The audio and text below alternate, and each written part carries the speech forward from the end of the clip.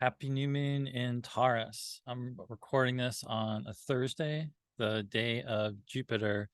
And now that Jupiter is in Taurus, I hope all of you have been able to welcome Jupiter into the sign of the bull, the home of Venus, the exaltation of the moon, in whatever ways you've done that. I'm quite excited about Jupiter being in Taurus for many ways. And in the nature of Jupiter, I would just like to thank all of you for your support here on Patreon. It really means a lot to me. It's the reason I've been able to keep going with my writing and the different time constraints that I have in my life. Speaking of which, I'm not going to be posting a written piece on the new moon in Taurus because I'm just too busy finishing up getting my two talks together for NORWAC next week. But I wanted to record this video just talking about the meaning of the new moon in Taurus, as well as the waxing half of the cycle coming up for you to, watch. Um, I guess before getting into the new moon in Taurus, just speaking about Jupiter in Taurus, it is a very interesting placement for Jupiter to be passing through. It's an earth sign, it's a nocturnal sign. Neither of those two things are said to be in affinity with Jupiter. Jupiter's a diurnal or daytime planet as far as its classification.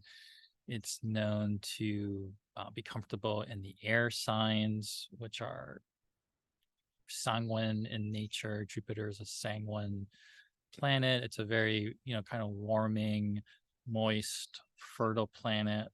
Um, it also goes well with the fire signs, which also have that active heat quality.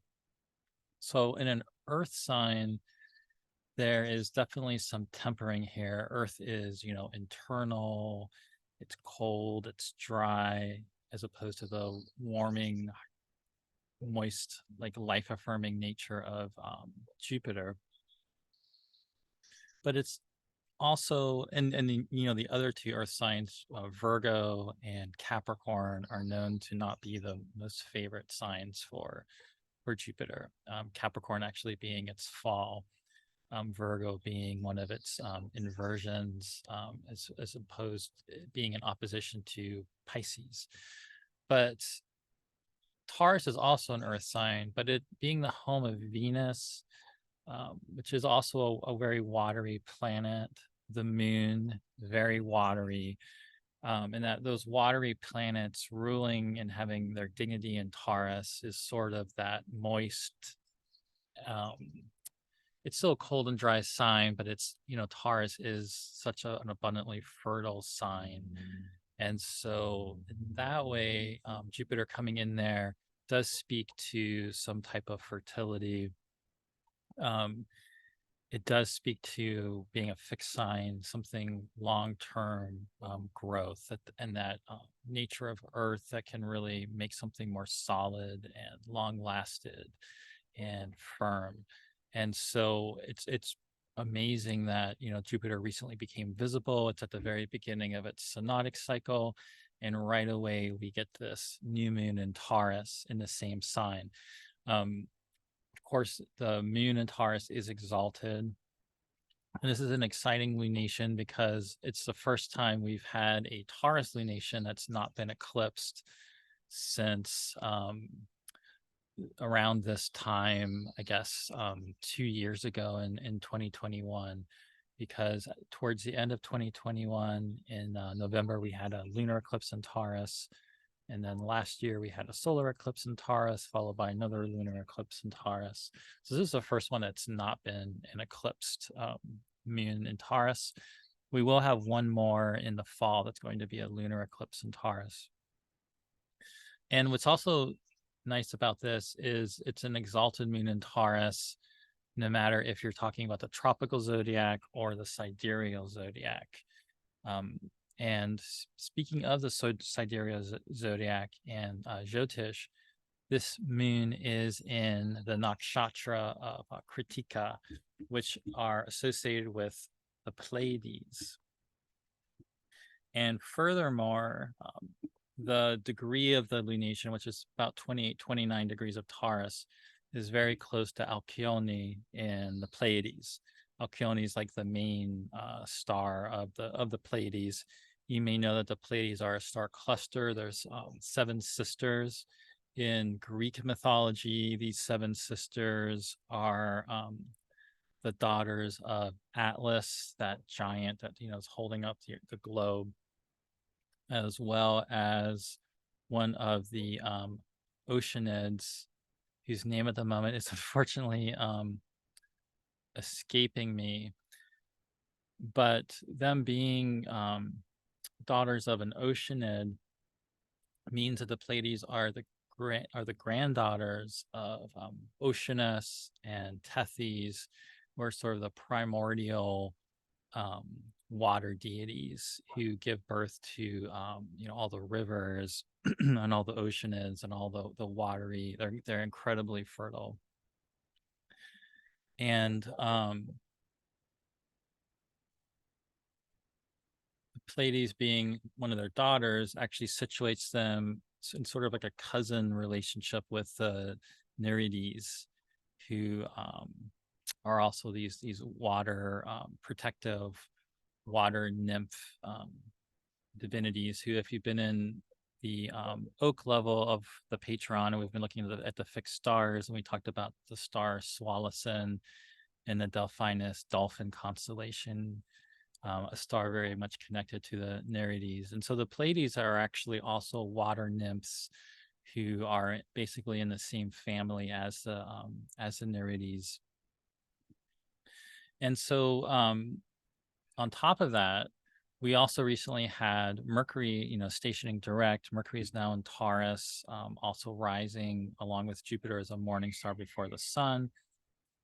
Hermes, in Greek mythology, is actually the son of Maya, who is one of the Pleiades. So when we are speaking of the Pleiades, we are talking about the mother and the matrilineal lineage of Hermes, or Mercury. And in Jyotish, they're associated with the nakshatra Kritika. And of course, there are 7 sisters. And my understanding is in this tradition, these 7 sisters are married to the 7, known as like the 7 sages, who are essentially the stars of the Big Dipper.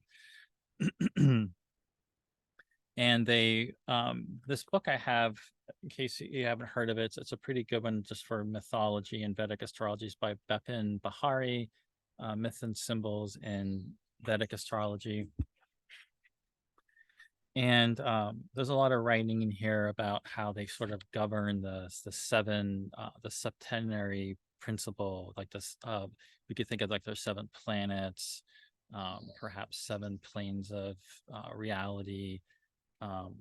However you want to talk about, there's lots of thoughts of like lots of 7s, and how the Pleiades are part of this, and Kritika is part of this.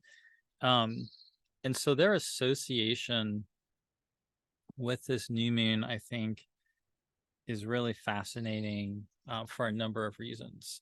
One of which is that pretty much right after this new moon, Mars is going to go into Leo and immediately set off this T-square with Mars will be in Leo opposite Pluto and Aquarius, and forming a square aspect with Jupiter and Taurus.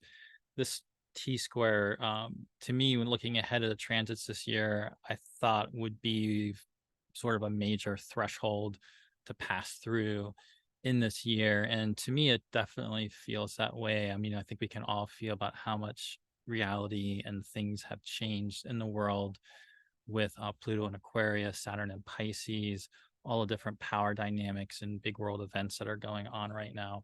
And on personal lives, we might have some of those same power dynamics happening, and things that need to be adjusted, and, perhaps claiming more power.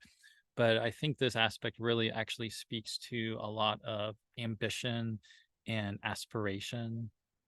and being very active for, like, what do you really want to um, create, with the way everything is shifting. Things are really shifting, dissolving. We're going to be going through a very strange period of time in the years ahead.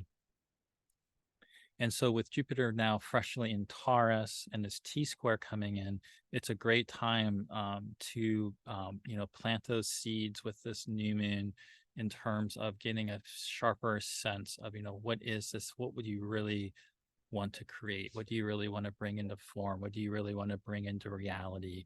Removed from all the external as well as internal self-imposed obstacles you may put on yourself, because Kritika is all about the aspiration for radical change in life. I've been researching the moon a lot in the lunation cycle in preparation for my NORWAC talk. And there's a great line in Dane Rudhyar's book, The Lunation Cycle, I came across, where he essentially writes about the new moon, but especially right now when we're in that dark waning moon, heading towards the sun and heading into darkness. That the moon at this time is like a mother or a beloved, petitioning the divine spirit, or perhaps the divine mind of the sun with the needs of the earth. And I think there's so much about that right now, and what is needed in the world, and what is needed for us here on Earth, and what is needed for you in your life. And this lunation, and that dark visioning that's available with any new moon, is really amplified with it being connected to the Pleiades. Um, you'll see some traditional texts talk about the Pleiades being about like blindness or hurting your eyes in some kind of way, but you also may know that magically the Pleiades are said to open up vision, open up second sight, open up ability to see spirits, work with other realms, that sort of thing, and have that kind of vision. So interestingly, maybe there's even some sort of trade-off there of one type of vision for this other vision that becomes available. But that sense of like blindness, and lack of vision, I think, is important to consider here. Like, how have you blinded yourself? How have you been blinded to, you know, um, things that are in your way, maybe that are actually aren't as much as you think, and that by really taking more intentional focus and effort, not that to say that it's, I don't mean that I don't mean in a law of attraction secret way of just like attracting what you want to your life, but by a lot of times we do though limit ourselves. We're blind to something. We're not seeing who we are in that kind of way, and to allow that connection with the Pleiades here to really open up that deeper vision. Maybe it's a vision into other realms. Maybe there's spirit guides or angels or ancestors, whatever types of beings you might work with, plants, animals, available to assist in there, and whatever this plan or vision could be. Something I think that's, the moon is the ultimate, womb and mother. And there is this, new reanimation of the moon at the new moon. Of course, there's something new coming in here, taking shape. And what's really interesting about that in Hindu mythology, according to Bahari, is that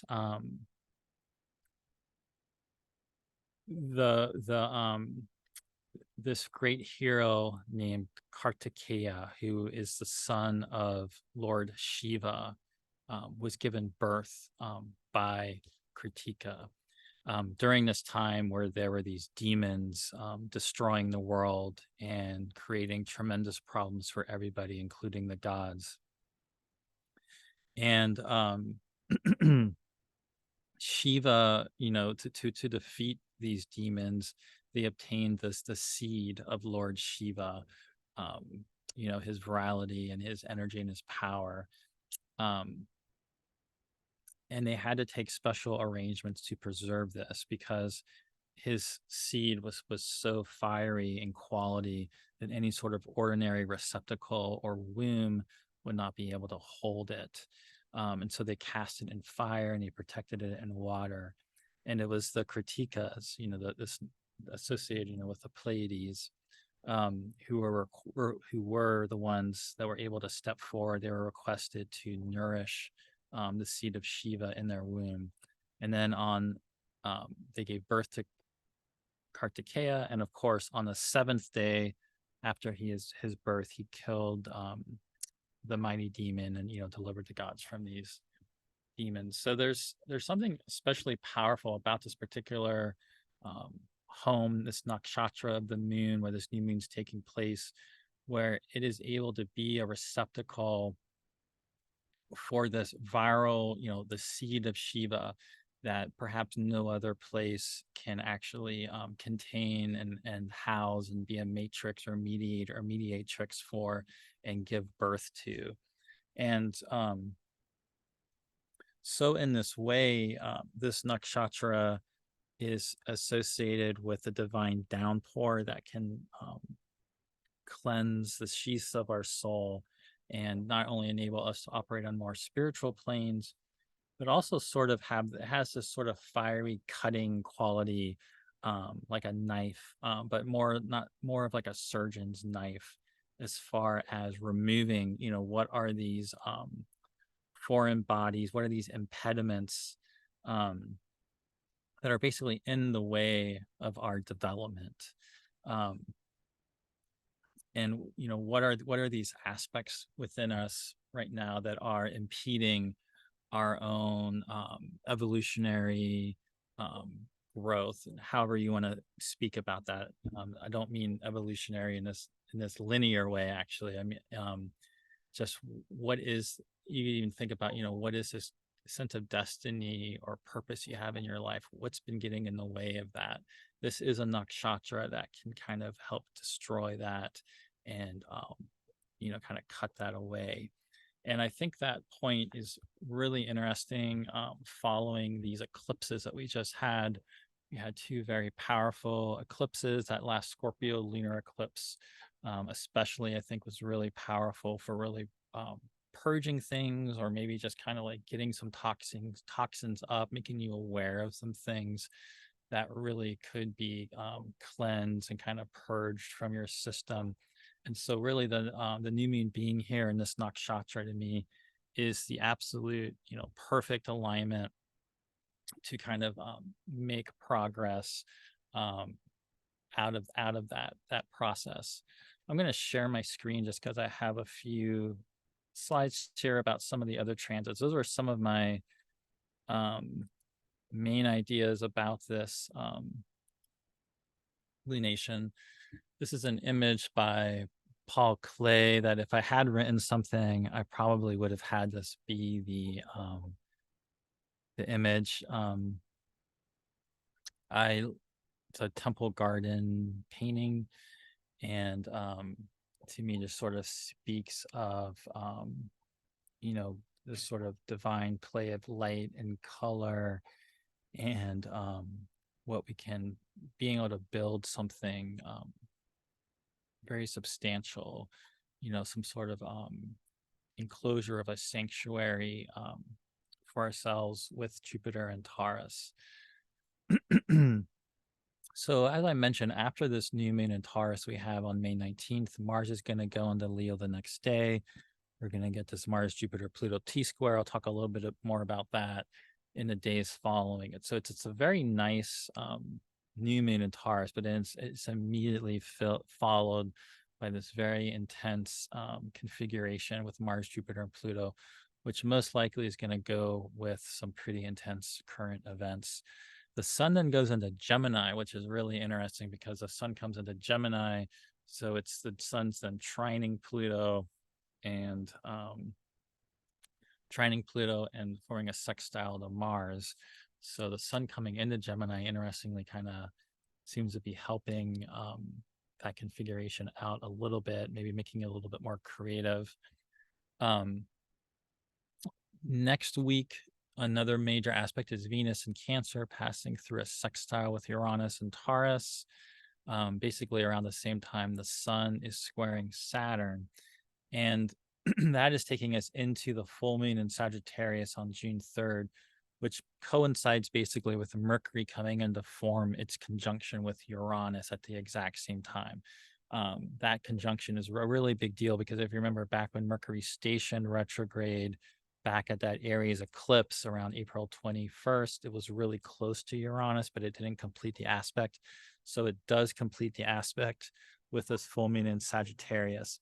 And then at the same time, Venus is getting at her maximum elongation as an evening star at that full moon, and then enters Leo the next day. I'll speak a little bit more about this, but that max elongation of Venus is important because it's sort of triggering our entrance into the upcoming Venus retrograde in Leo period, as well as the fact that, Venus is just entering Leo. But if you think about this, this is a nice cycle overall because we have this new moon in Taurus, the home of Venus, the exaltation of the moon. An Earth new moon has a really nice, again, kind of tempering quality with a new moon in terms of when the moon starts waxing away from the new moon, it takes on a pretty watery, moist quality. And so we can think about that watery moisture kind of coming into Taurus. It's something very fertile here, and it's ruled by, Venus. And it's followed then by a full moon in Sagittarius, the home of Jupiter. And it's a fire moon. And of course, at the full moon, the moon at that time, about as fiery as the moon ever gets, because the moon's a very watery internal planet. But at the full moon, that's that's basically like the fiery phase of the moon. And so this really is a nice lunation cycle. It really stands out from the rest of the year, what we've just come out of, and definitely what we're going into the rest of the summer. So this is a great lunation cycle, just I think, to just get your footing, get a sense of what you want to be creating. As things in the summer play out, and we'll obviously be talking more about this, I think we can certainly be trying to do things that we want to do, but there's also going to be a little bit of a having to kind of like just kind of be a little bit more chill at times and let things happen as they may, because there's some pretty wild transits coming in the summer. So I don't need to go into this too much, but I had shared this slide previously about the Mercury retrograde. Mercury stationed direct a few days ago, earlier this week. And so the other thing that is happening as we head towards this full moon is Mercury actually will hit its maximum elongation as a morning star on May 29th, which is interesting for any of you that are coming to NORAC. I think it's pretty awesome that we're going to have that going on during NORAC. I'm excited about that. But that's the point where basically Mercury is now picking up speed. And so as we head into this full moon, we have a really active speeding up Mercury. And again, it's Mercury forming that final conjunction with Uranus at the same time as Mercury is like really picking up speed. Think about what has cleared out for you. What did you have to move around and change? What were the new things that you felt you really wanted to come into your life with that Aries eclipse, with that Scorpio lunar eclipse? And Mercury hitting Uranus, I think, is just going to be very exciting and innovative in that way, to really step into it with this full moon coming up. This is the new moon that I was already talking about. You can see how if I had the Pleiades on here, you'd see that the Pleiades are very close. They're basically right here. The thing that's interesting about this new moon also that I didn't mention is it's ruled by Venus, which is in Cancer, which obviously by a whole sign aspect has some mutual reception basically with the new moon, because the new moon's in the sign of Venus. Venus is in the sign of the moon.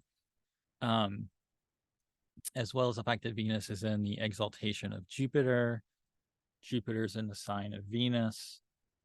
Mercury's in the sign of Venus as well. And so there's a real connection there between all of them. But the aspects the moon is actually making is it's moving away. It's sort of flowing out of this. It's emanating from this sextile aspect with Neptune. And it's then applying very, very closely to Mars in Cancer just before Mars leaves the sign of Cancer. And we had this whole extended Mars Neptune craziness going on for much of the past like 8 months, especially back at the end of 2022, beginning of 2023. And now Mars and Neptune are in a trine. This new moon is moving in between them. Hopefully this is a way to do something kind of creative with that Mars Neptune quality. And I do think, in terms of especially like Kritika Nakshatra, which is actually very fiery and kind of cutting, that sextile with Mars, I think, is actually really nice to have. Again, this sort of like, what's this vision? What do you want to cut out? What do you want to kind of claim? There is a real a bit of a martial quality to this lunation. And that becomes very obvious right after the new moon when Mars goes into Leo. And so this is set for May 23rd because this is the day that Mars forms the square aspect with Jupiter. But basically, of course, as soon as Mars goes into Leo, right after the day after the lunation, it'll be forming the opposition with Pluto. And the thing that makes this so intense is it's not just Mars opposite Pluto and squaring Jupiter. It's all configured to the lunar nodes, right, which are the intersection of the moon's orbit and the ecliptic. So we have this new moon in Taurus. At the same time, Jupiter's coming into the north node. So again, there's something here about, again, that Jupiter, like long-term growth. What's this long-term growth vision that might be coming to mind that you might want to create during this time of Jupiter being in Taurus? But with this Pluto squaring the nodes, it's been it's been building. It's actually going to get more intense over the summer, and will become exact once Pluto goes back into Capricorn and the nodes switch to Aries and Libra. But I think it seems pretty obvious to me that one of the things this is about is certainly all the different political battles going on, as well as just the huge acceleration of technology like AI and everything else. And how is that affecting us? How is that affecting humanity? There's Pluto does involve power dynamics. Certainly Mars Pluto involves power dynamics. There's a lot that could really be changing and changing in ways that we don't really know where it's all going. One of the things about this aspect too that's kind of interesting is Pluto is down at the southern bending of the nodes, which is kind of like the more deep subterranean, subconscious, real deep place of that square, whereas Mars has moved up to the northern bending relative to the lunar nodes. And of course, though, Mars is actually ruling the south node. And so there's definitely something here about a major collective threshold, collective crossroads that we are passing through right here. I know a lot of people in the world are just really exhausted. And I'm sure many of you are as well with everything that's gone on in recent years. But this is, I mean, to me, also a configuration that is about having courage and,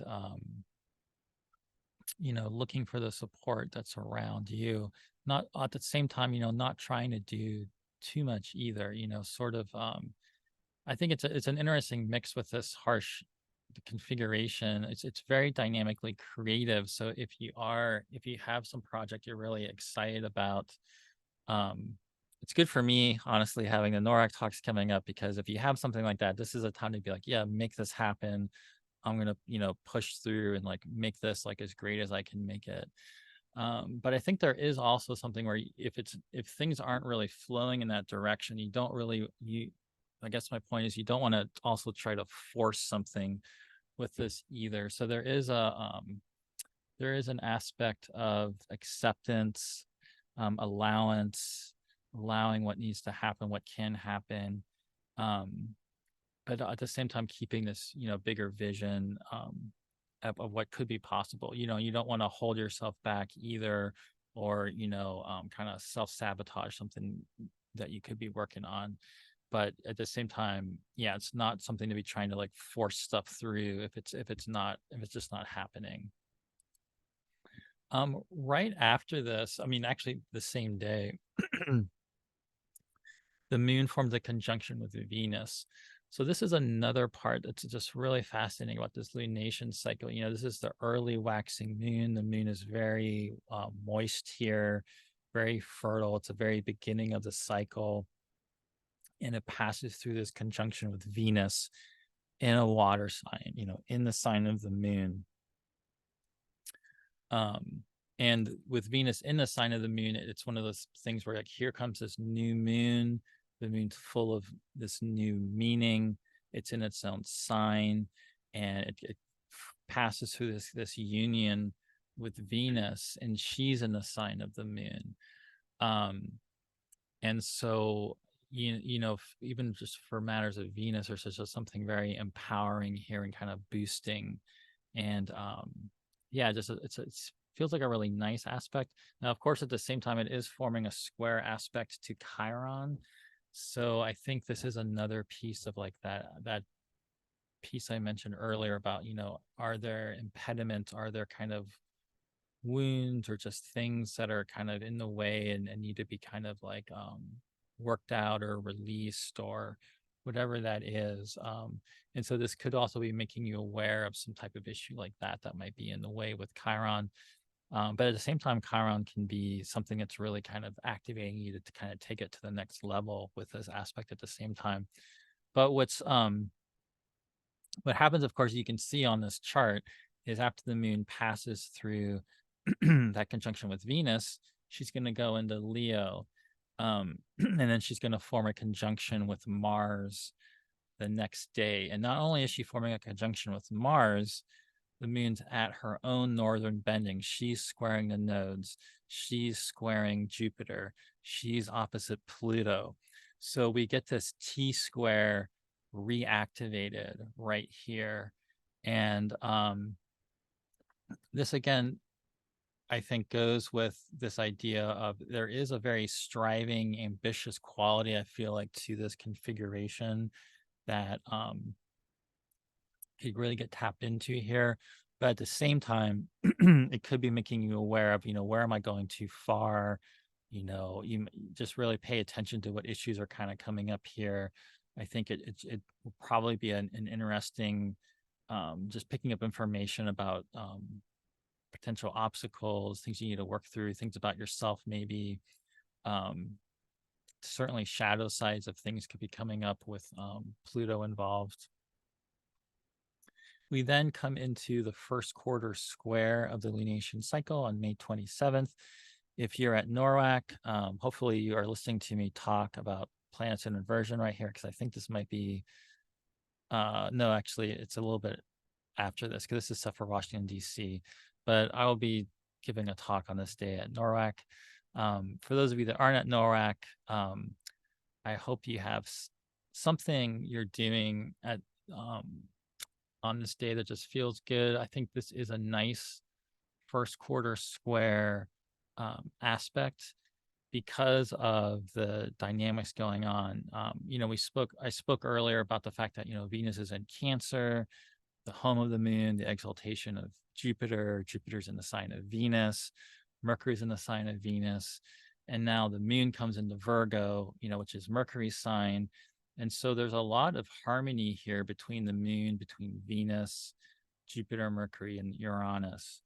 And so it's a great aspect, I feel like, for the astrology conference.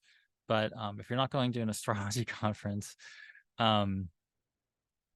the difficulty, of course, is the fact that the moon's opposite Saturn. So I guess I'm just wanting to ignore that that's there. But I really like, again, the fact that I like how it's interacting with the moon will pass through, these trines with Jupiter and Mercury. It's basically what's interesting, it's moving away from a trine with Jupiter and it's heading towards a sextile with Venus.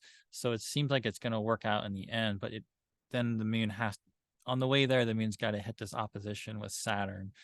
So there could be something here that you just kind of got to work through some kind of test.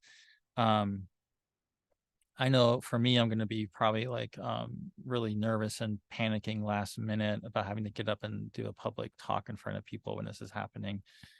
But in your own version of that, there's probably just something like that. Whatever this thing is you want to be bringing in, there's a test here from Saturn. But I don't. It's not as bad as like a normal opposition for me. A normal opposition from the moon to Saturn would be just because the moon otherwise has a lot of support, and Saturn's actually in not bad aspects to all the other stuff as well. Then what happens on the 1st of June is the moon then comes. So the moon was just up at the previous chart, up at the northern bending on May 24th this next week. Now the moon's come down to cross over that south node in Scorpio, and once again sets off this T square where the moon will will square Pluto, pass through the conjunction with the south node, form an opposition with Jupiter, and then form a square aspect with Mars. And this could be some deeper material that needs to kind of get purged or let go of in some kind of way. But of course, at the same time, the moon is heading towards fullness here. And so this is a watery Scorpio moon that has a lot more of an active, generative quality because of the lunar phase here. So it could be pretty creatively dynamic at the same time if you're working on something here. But it also might be a time, again, of these moons in Scorpio have often been intense, when they pass through the south node. And this could certainly be another one of those days, just to kind of keep aware of that. And it that active quality of the moon actually maybe could be good in terms of like if there is stuff that needs to be kind of released or let go emotionally, just to kind of really actively let go of that. We then come into that for the full moon. And that full moon in Sagittarius is occurring at the same time that Mercury's forming the conjunction with Uranus. I love that this moon's in Sagittarius, ruled by Jupiter, following the other lunation like I mentioned earlier. It is, of course, forming a wide square aspect with Saturn. So on the way to that full moon, the moon will square Saturn. And the other thing that's not so great is that although it's in the sign of Jupiter, Sagittarius and Taurus don't really have any relationship. They are in a traditional aversion, and they don't have anything really mitigating that aversion. So although it is in the sign of Jupiter, Jupiter's not really, paying attention to this lunation. The moon is separating from a trine with Mars. And so it does have that very martial quality again. That's what it's interesting. Both of these lunations have this aspect with Mars going on, which I think really speaks to that Mars, Pluto, Jupiter T square again. And what are we really wanting to create out of this time period and really kind of go for? The moon then, if we're talking about Chiron, the moon will be forming a trine aspect to Chiron, so moving from Mars into a trine with Chiron, and then forming a square aspect with Neptune, as well as Ceres. So it's definitely a moon that it's going to definitely illuminate, I think, some deeper visions.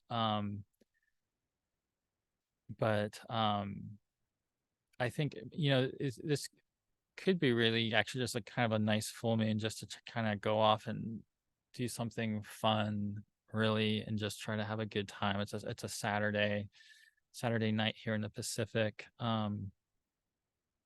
Or something just pleasurable for yourself at home, just and really enjoying yourself. But in terms of that kind of bigger vision that might have been given birth at the new moon, it is moving from Mars into a square with Neptune, which is interesting because the new moon is moving from Neptune into Mars. So there is still a really key Mars Neptune thing here. And which again makes me think about the same theme about what's the bigger vision, what's the bigger dream, what's in the way, what do you need to do, what do you need to work on to make this happen. So then the thing that happens is basically at the same time, and I'll just talk about this briefly because we have a lot more time to talk about this, is Venus getting the maximum elongation. So it'll happen on June 4th. And this is a graphic I took off of one of those astronomy sites, just kind of showing it to how she gets up to a greater height. Then she's going to start coming down. And from that maximum elongation, this is a graphic I took from Deb Holding. It was in an article she did for the Mountain Astrologer. And you can see over here, this is where Venus will be here. So here's us on Earth. And when she ends up going retrograde, of course, she's going to be right here, like as close as she gets to us. That's not going to be until the end of July. But right here, she's at her greatest height. And it's about 36 days or so after that she'll then be reaching her brightest appearance. So the reason this is key for the Venus retrograde, besides the fact she's also about to enter Leo, is that she's at her greatest height. And then she's going to be getting brighter and brighter. And then she's going to be starting to come down, but she's going to be getting brighter and brighter and brighter. So this is this intensification of Venus that starts happening. She's coming, and this is like the more earthly Venus. She's coming into our realm and our dimension. She's really getting more intensified, brighter. She's coming closer to us. This is also making our desires and these Venetian qualities, brighter and more intense. And that's going to start building here. And this graphic here that Mish made for me, it would basically be, she's in this part here, evening star, she's right here, starting to slow down, eventually going retrograde. And so the next day then, right after she hits the max elongation, she goes into Leo. Because she's going to go retrograde later in the year, she's going to be in Leo from June 5th all the way to October 8th. And you can see here, she's going to be sharing the same sign with Mars. So basically from June 5th all the way through most of July up until she's stationing, she's going to be getting closer and closer and closer to Mars, just never actually getting there exactly before she goes retrograde. But whatever you have Leo in your chart, you want to start thinking about what are those themes that might come up for you. This will be a great time to start paying attention. We'll be getting early foreshadowing, early awareness of some of the themes of Venus for the summer. It's going to be this wild summer of 2023, Venus in Leo, Venus in the heart of the lion, because she's going to end up stationing retrograde in the heart of the lion in Regulus. So there's something ultimately really powerful coming in this summer in relation to Venus that's going to really shake up things. It's going to shake up the world, shake up your life. And this is the early time to start tuning into it. Might be a little volatile, because of that moving along with Mars, but it could also be really creative, could be really passionate. And of course, speaking of this configuration, she is opposite Pluto, right? And so now Venus steps into this T-square that I was already speaking of with Mars. So now Venus is squaring the lunar nodes. Venus is at the northern bending of the lunar nodes. Venus is squaring Jupiter. Venus is opposite Pluto. And Venus is the ruler of the north node. So now we get the rulers of both nodes, Mars ruling the south node, Venus ruling the north node. They're together in Leo. Mars is obviously separating out of the T square, but you can see here, he's not that far away right now. So again, this is some sort of really major collective threshold, personal threshold, collective and personal crossroads that we'll be passing through here. Yeah, and that's it. So thank you all for joining me here. If you listen to this, I hope everyone has a really beautiful Taurus New Moon. If you are in the Cedar group and the Crescent Light Salon, we'll be meeting soon for that, and we'll talk more about all of this. And after I finally get these Norwalk talks done, I'm going to actually start doing more here on Patreon with videos and things. And so thank you for bearing with me during this time where I haven't had time to put much on my Patreon. I will be doing more this year, though. And again, I'm really grateful for your support.